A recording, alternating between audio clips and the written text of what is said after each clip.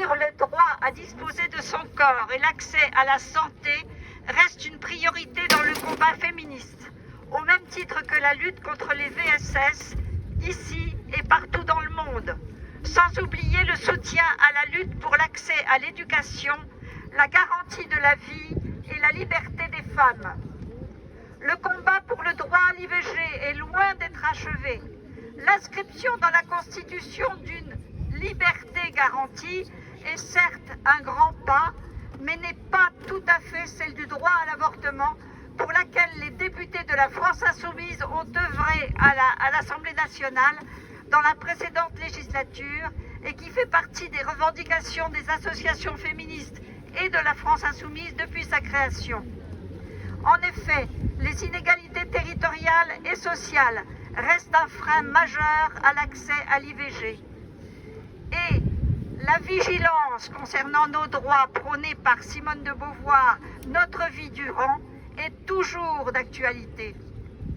Faut-il rappeler ici le vol des résultats des élections du 7 juillet et de la constitution d'un gouvernement très réactionnaire qui prévoit 44% de baisse du budget de la santé.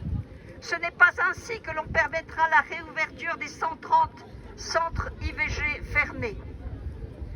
Rendre vraiment gratuit et universel l'accès au droit à l'IVG sur tout le territoire et supprimer la double clause de conscience des médecins, redonner aux centres du planning familial les moyens qui leur ont été retirés, renforcer le réseau des centres IVG en ouvrant un centre par hôpital, garantir les stocks de contraception d'urgence, mener le combat au niveau européen pour que l'ensemble des pays de l'Union européenne reconnaissent le droit à l'avortement et qu'il soit inscrit dans la Charte européenne des droits fondamentaux.